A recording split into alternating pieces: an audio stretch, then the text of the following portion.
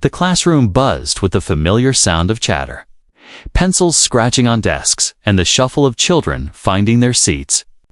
It was an ordinary morning, one of those days when everything seemed the same walls covered in colorful posters.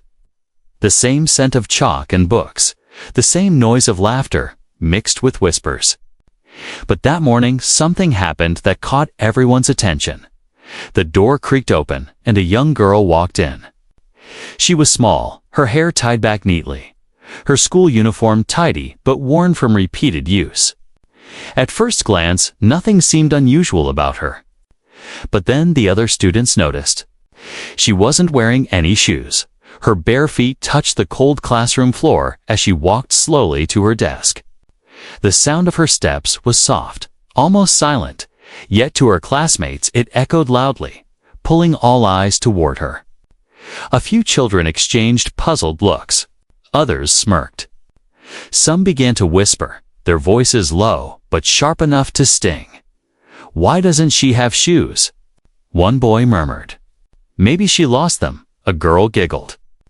"Or maybe she's too poor," another chimed in, loud enough for the girl to hear. The young girl kept her head down. She didn't answer, didn't explain. She moved straight to her seat at the back of the room, her shoulders hunched slightly as if trying to make herself invisible. Her small hands clutched her books tightly, and her eyes stayed fixed on the desk in front of her. The teacher, standing near the blackboard, noticed immediately. She saw the bare feet, the lowered head, and the way the other children reacted.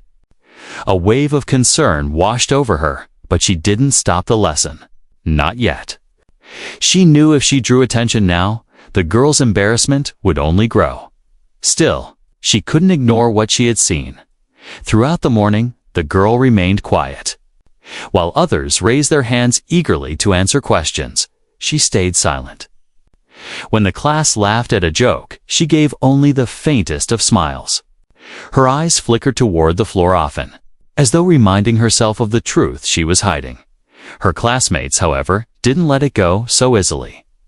When the teacher turned her back to write on the board, the whispers grew louder. A boy sitting in the middle row nudged his friend and pointed at her feet. They both snickered. Another girl wrinkled her nose dramatically and whispered, "How can she walk around like that?" The young girl heard every word. Each whisper felt like a pebble thrown at her heart. She wanted to explain, to tell them it wasn't her choice, but the words never left her mouth.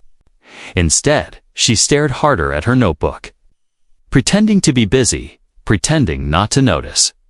The teacher's eyes swept across the room. She could sense the teasing, even if she didn't hear every word. She glanced at the girl again, noticing the stiffness in her shoulders, the way her lips pressed tightly together as if holding back tears. The sight pierced her heart. She thought about stopping the class and scolding the students. But something told her it wasn't the right time. This wasn't just about discipline, it was about something deeper. She made a quiet decision to watch carefully, to understand before acting. When lunchtime arrived, the classroom emptied with a burst of energy. Children ran out with their lunchboxes, laughing and shouting. The girl stayed behind, waiting until the room was nearly empty before standing. She bent down, sliding her books into her bag slowly, as though delaying the moment she had to walk across the yard where more eyes would notice. The teacher pretended to be busy at her desk, but she watched. She noticed how carefully the girl placed her feet, how she tried to walk on her toes to avoid the dirt, how her eyes darted nervously toward the door as if preparing herself for the stares that awaited her outside. Something inside the teacher tightened. She had seen children come to school without lunch, without proper clothes, but this was different. Shoes were not just an item of clothing. They were dignity, protection, a symbol of being cared for. And here was a child without them, as the girl slipped quietly out of the classroom. The teacher made a silent promise to herself. She would find out why. But for that day, the image lingered in her mind. A small figure walking barefoot into a room full of children.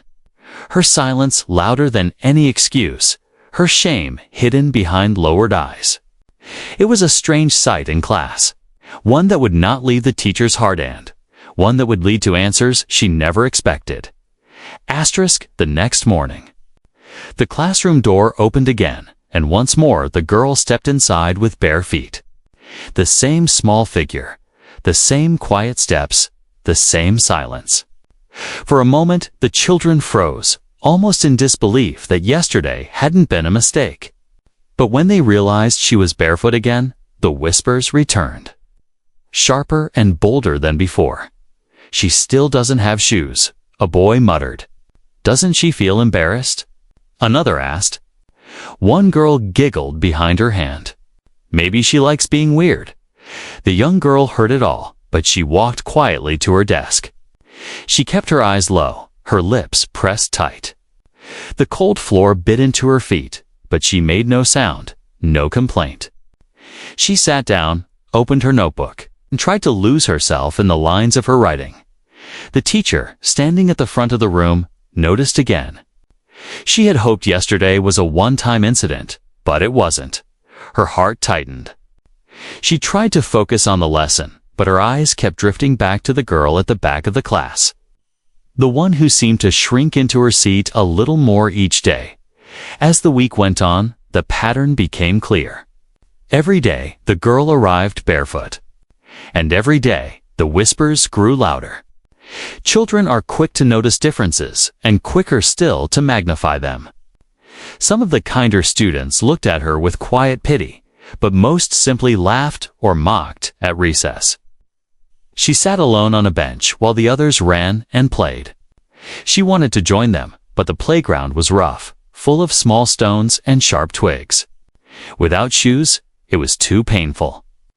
Instead, she stayed behind, clutching her lunchbox and pretending not to care. But deep down, she longed to be like them, running freely, laughing without worry. The teasing didn't stop at whispers. One afternoon, a boy pointed directly at her feet and said loudly, "Look, she's poor. She can't even afford shoes." The class erupted with laughter. The girl's face flushed red, her eyes filled with tears, but she quickly blinked them away. She refused to let them see her cry. The teacher raised her voice to silence the laughter. "Enough," she said sharply. The room grew quiet, but the damage was already done. The teacher's chest ached as she saw the girl lower her head, her tiny shoulders trembling. She wanted to walk over and hug her, to tell her everything would be all right. But she also knew there was more to this than what the children saw. Day after day, the same scene played out. Bare feet stepping into class, whispers, giggles, teasing. Silence, the girl bore it all with quiet strength. But her silence was not peace, it was survival. She didn't explain, didn't defend herself. She simply endured. The teacher grew restless. She watched closely, trying to understand. She noticed how carefully the girl walked, how she avoided the sharp corners of the floor, how she winced sometimes when she thought no one was watching.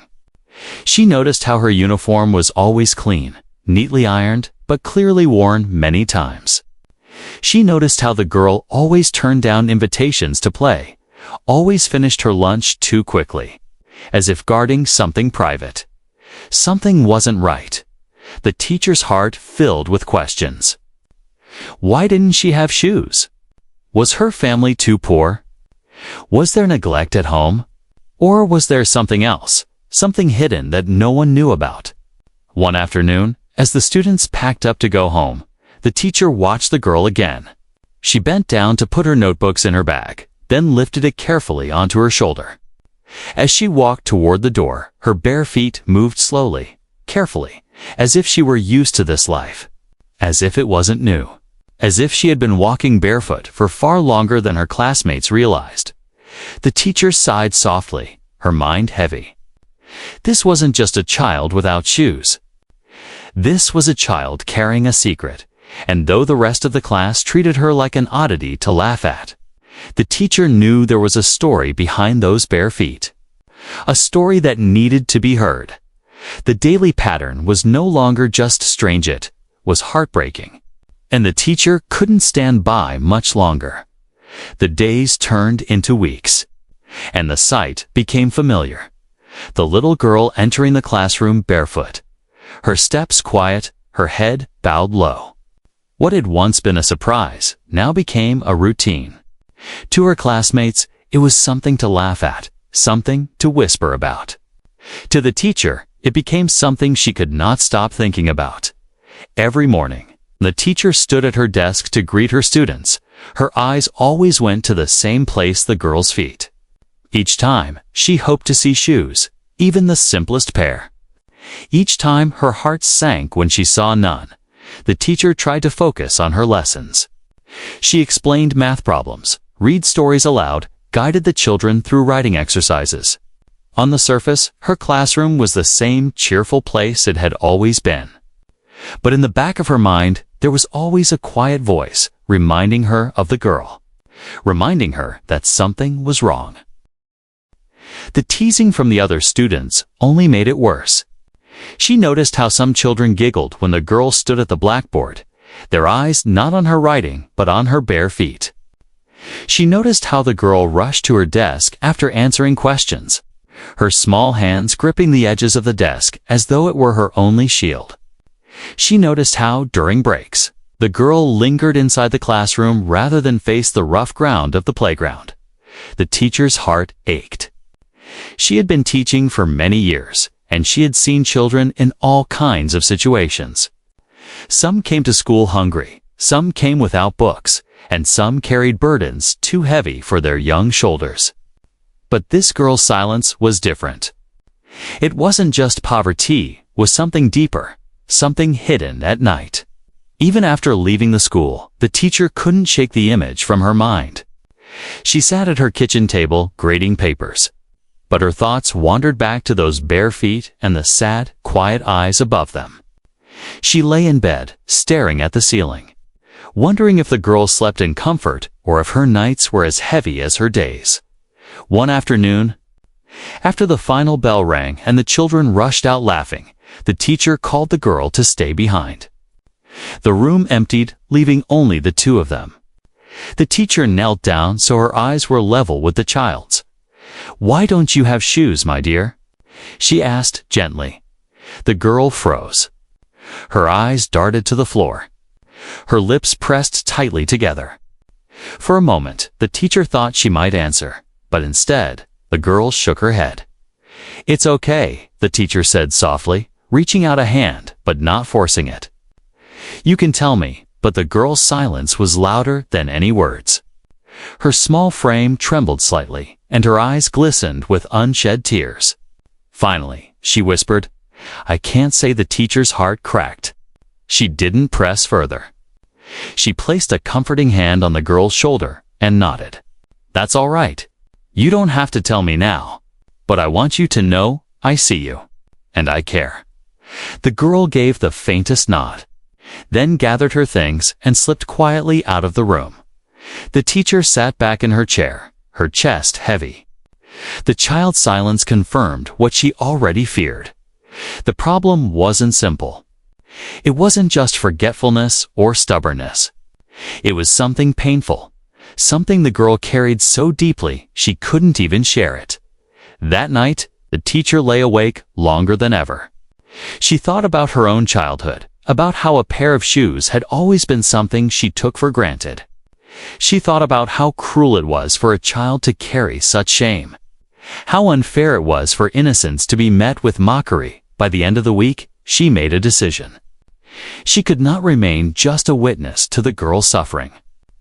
She was her teacher not just to teach her lessons, but to protect her dignity, to fight for her when she couldn't fight for herself. The girl's silence had spoken enough. The teacher's concern was no longer just curiosity, it was a responsibility, and she knew what she had to do. She would go to the girl's home. She would see for herself the truth behind those bare feet. The classroom was emptying quickly. The final bell had rung, and children spilled out into the hallway like a rushing river. Their laughter echoed down the corridors as they hurried home, their shoes tapping against the floor in a steady rhythm. But at one desk, near the back of the room, one student remained seated. The little girl with bare feet. The teacher had asked her quietly before dismissal, "Can you stay for a few minutes?" "I'd like to talk." The girl had nodded, her eyes wary but obedient now. As the last footsteps faded, the classroom grew silent. The sunlight slanted through the tall windows, painting warm rectangles across the wooden floor. Dust motes floated lazily in the air. The teacher walked slowly to the girl's desk and pulled up a chair beside her, lowering herself to the child's level. For a moment, neither spoke. The girl kept her eyes fixed on the corner of her notebook, her small fingers tracing the edges of the page. Her feet tucked under her chair, as if hiding them would make the whispers disappear. The teacher took a breath, her voice soft and careful. "You're a very bright student," she began. "I see how hard you try every day. You always listen, and you always do your work. That tells me you're strong, stronger than most children your age." The girl glanced up for the briefest second, then lowered her eyes again. The teacher continued gently, "But I've also noticed something. You come to class without shoes. And I know that can't be easy." The words hung in the air. The girl's shoulders stiffened. Her lips pressed tightly together, as if holding back something she couldn't say. "I'm not asking to embarrass you," the teacher said quickly, sensing her discomfort. "I only want to help. If there's a reason, you can tell me. You can trust me." The girl's eyes shimmered, but she kept them fixed on her desk. Finally, in a voice so small, it was almost a whisper, she said, "It's not important. It feels important to me." The teacher replied, "Because it's important to you." For a long time, the girl didn't move. Then, slowly, her hands clenched into fists. Her voice trembled as she whispered again, "I can't tell." The teacher's heart sank. She wanted to push, to ask more, but she could see the fear written on the girl's face.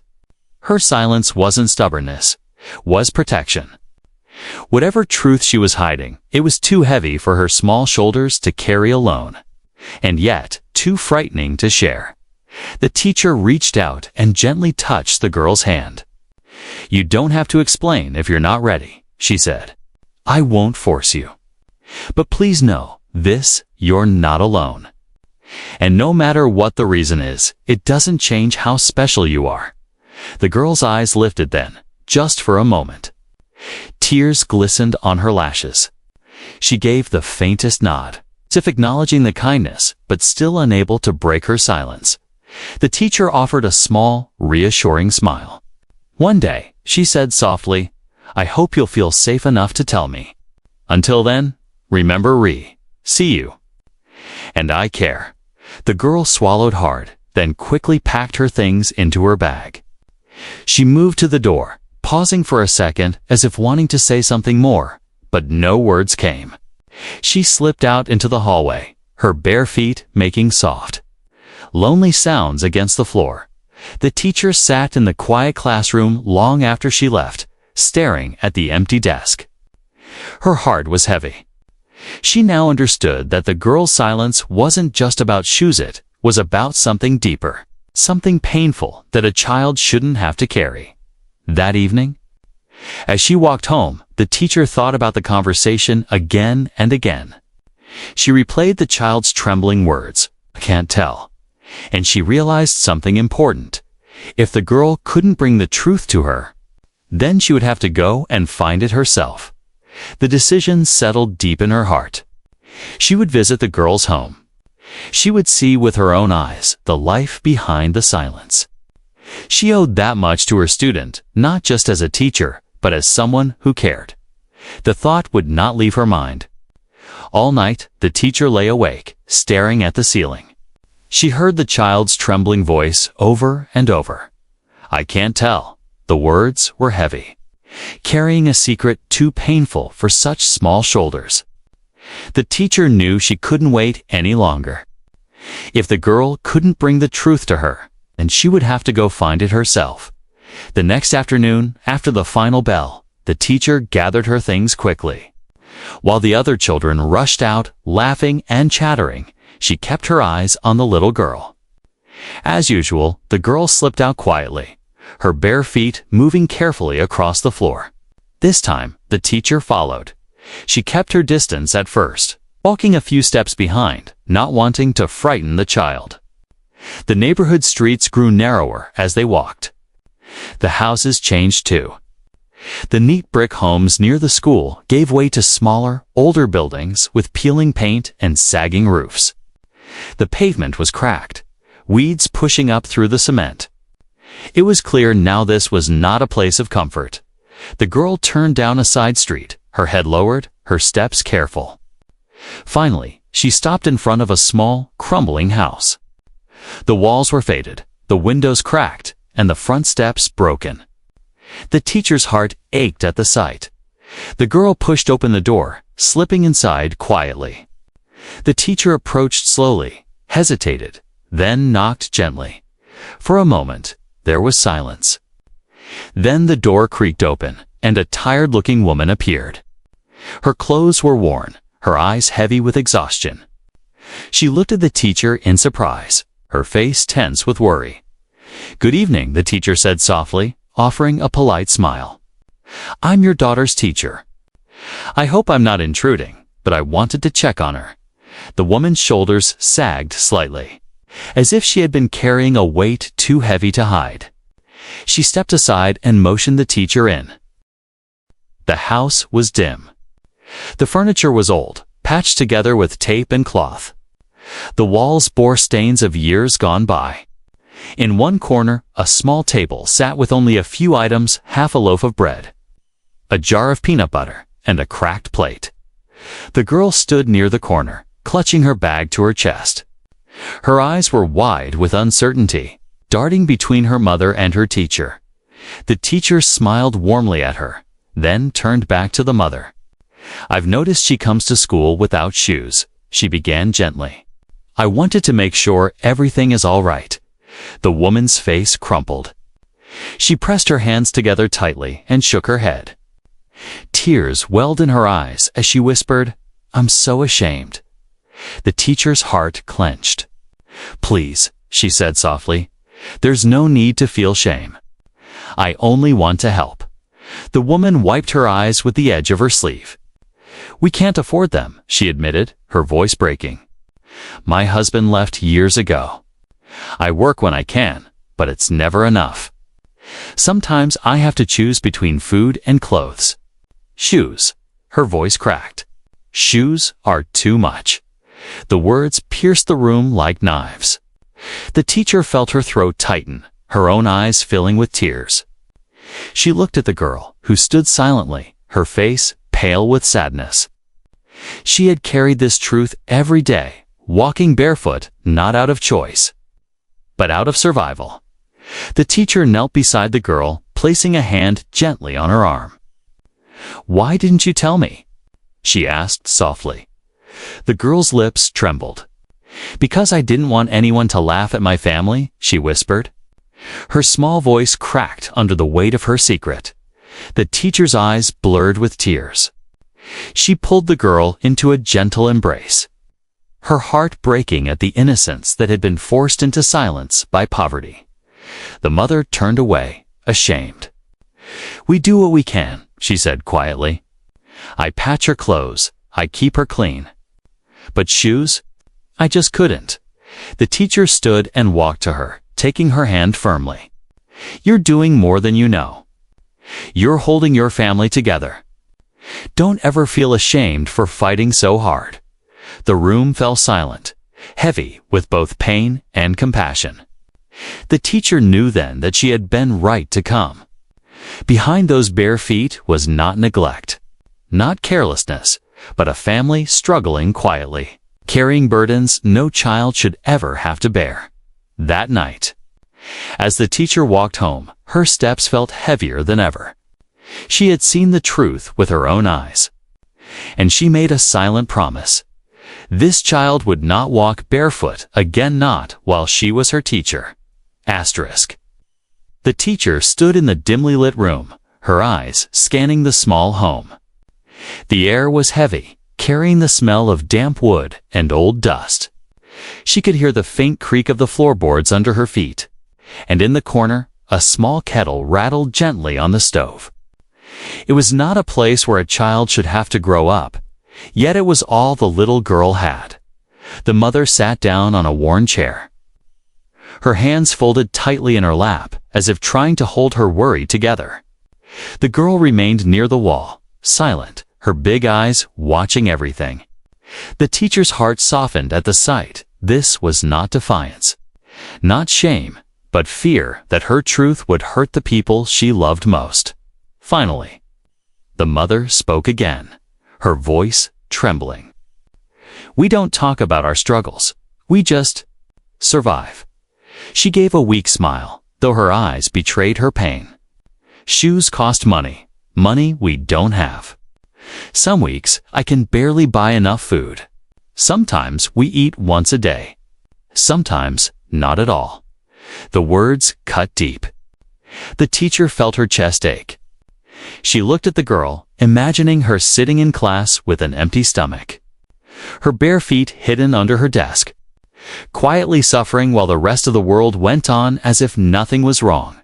The mother continued, her voice breaking. "I sew her uniform by hand, so she looks neat. I tell her to keep her head up so no one knows how poor we are. But children notice everything. They always notice." Her tears spilled freely now, rolling down her cheeks. The girl stepped forward, placing a small hand on her mother's arm. "It's not your fault," she whispered. Her voice was small, but steady. "You do your best." The teacher swallowed hard, fighting the lump in her throat. She knelt down, looking at the girl closely. "And you've been carrying this all alone?" she said gently. "All the teasing, all the whispers. You stayed quiet so no one would laugh at your family. That takes strength. More strength than many adults have." The girl's lips trembled, her eyes glistening. She nodded slowly. The teacher turned to the mother again. "No child should have to walk to school barefoot. No child should have to choose between dignity and survival."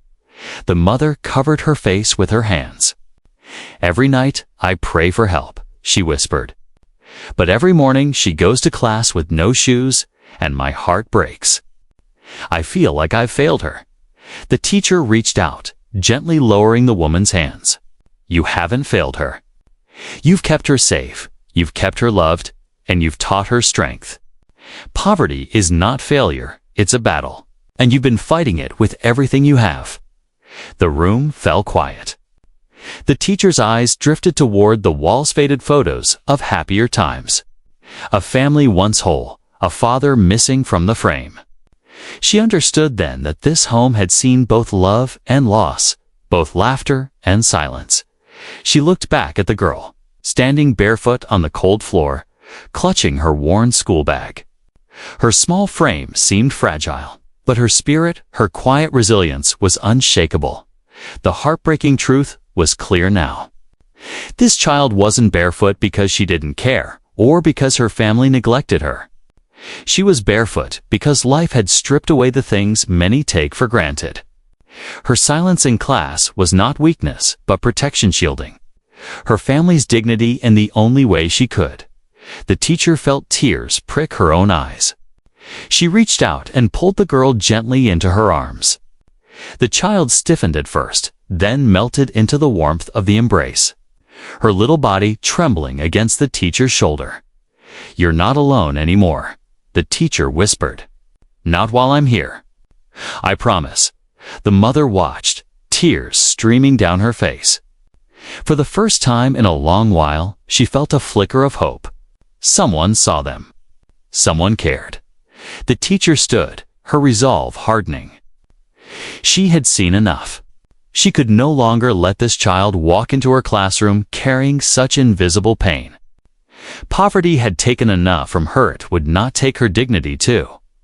That night, as the teacher left the house, the weight of the truth pressed on her shoulders. But beneath the weight was a fire. She had the power to do something, to change this story. And she knew she would. That night, the teacher sat at her kitchen table long after the sun had set. Papers were spread across the surface student assignments, waiting to be graded, but she could not focus on them. Her mind replayed the images from earlier: the broken house, the empty cupboards, the mother's trembling voice, the little girl's bare feet pressing into the cold floor. The truth was unbearable. But it was also clear. She couldn't let it stay this way. She thought about all the times she had told her students that kindness matters, that helping others makes the world brighter. Now, she realized, it was her turn to live those words. She couldn't change the whole world, but she could change one child's world, and maybe that was enough. The very next morning, before the children arrived, she went to the principal's office.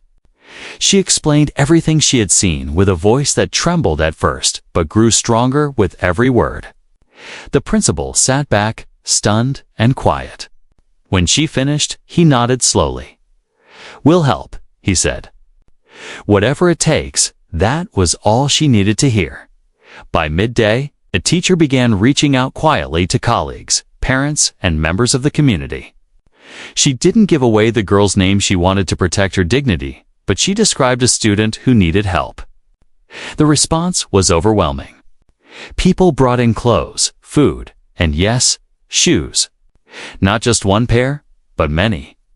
Some brand new, some gently used, all given with love. The teacher packed everything into boxes, her heart swelling with gratitude. Still, she knew it wasn't only about material things.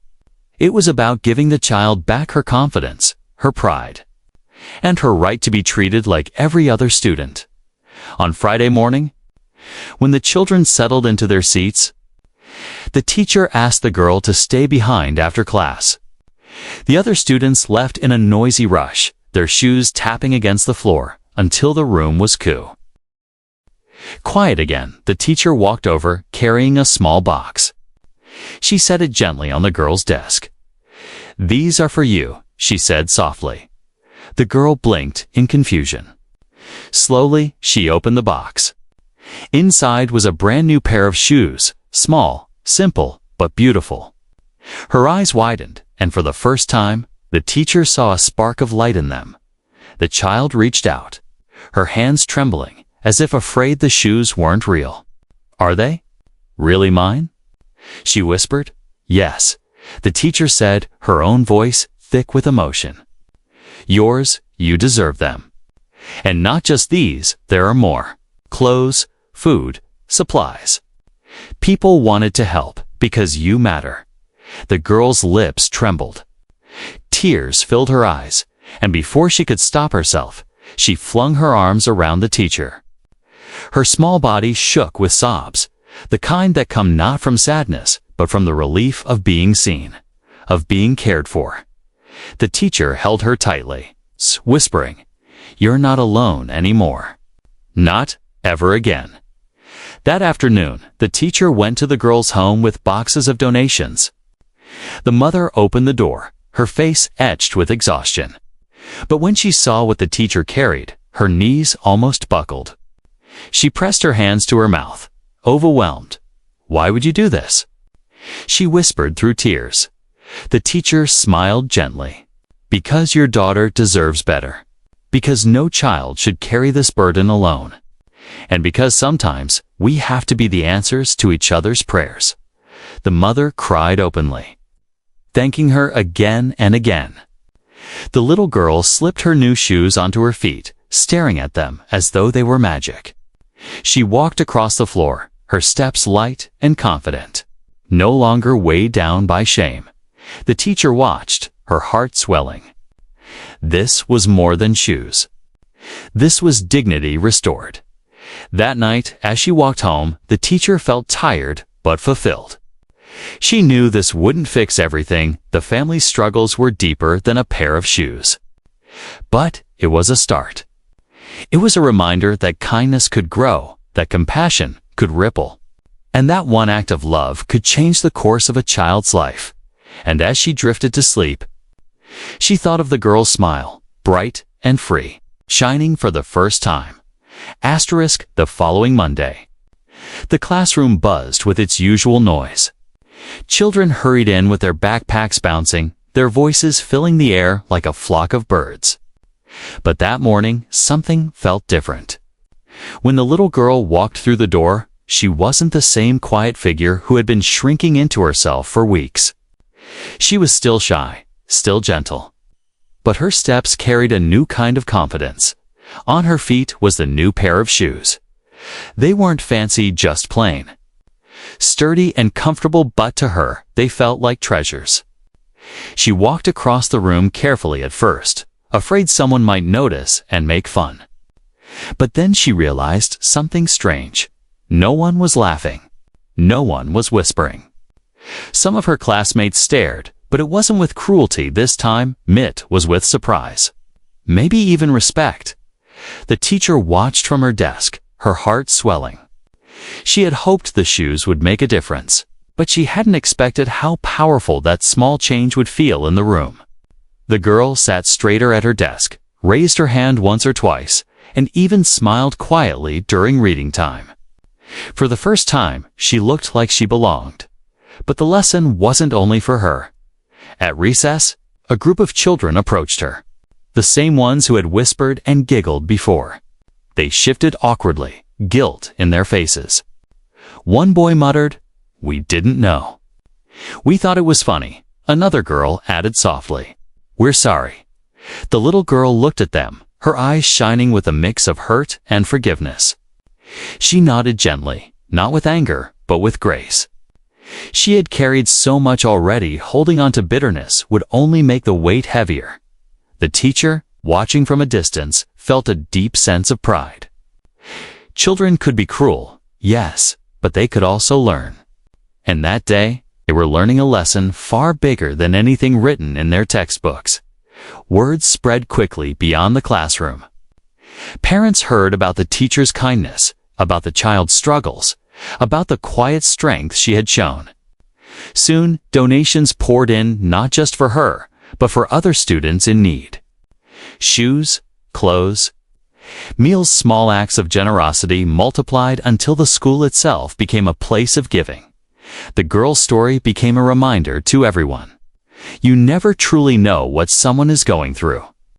Behind silence, behind differences, behind the things we don't understand, there are often battles hidden from sight. For the mother, it meant she no longer felt completely alone. The teacher's visit, her kindness, had lifted a weight she thought she would carry forever. She worked hard every day, but now she had hope that her daughter would not suffer silently anymore. For the teacher, it became one of the most important lessons of her career. She realized that teaching was never just about books, lessons, or exams. It was about listening, noticing, and stepping in when a child's dignity was at risk. Knowledge could shape minds, but compassion could save lives. For the classmates, it was a turning point. The girl they once mocked had become someone they respected. Her silence had hidden pain, but now it revealed resilience.